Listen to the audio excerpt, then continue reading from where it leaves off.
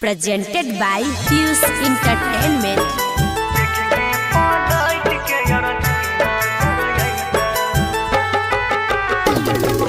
DJ Vikas, Liga Sitamarhi.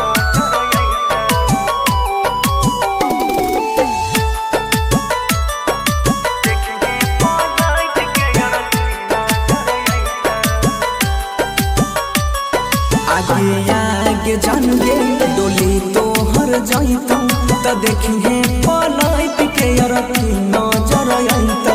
आगे आगे जानुगे डोली तो हर जाइतो त देखिए पलट के अरती नजर आइतो।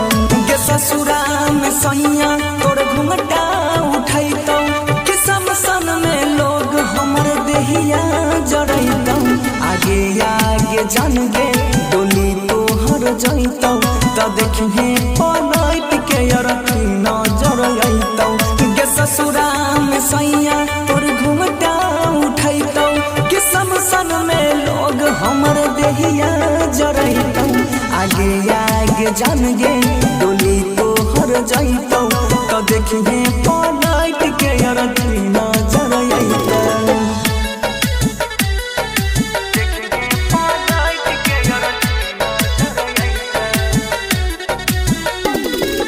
DJ Vikas, Liga Sitamarhi.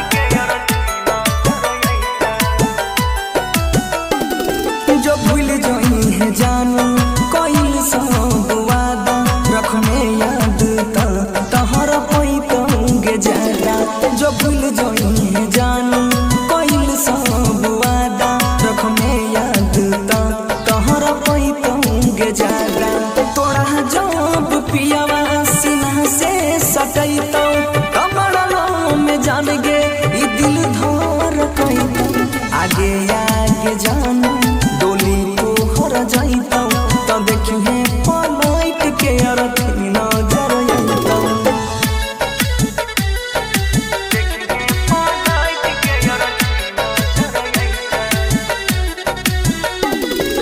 DJ Vikas, Liga Sitamarhi.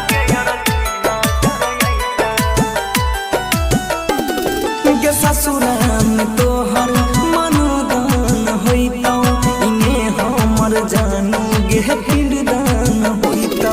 गे ससुरा में तोहर मनोदान होइतो इने हमर जानू गे पिंडदान होइतो। मनीष राजेश अंकित यापन नहीं होइतो गे देखली है बनसी ई दुनिया से जाइतो।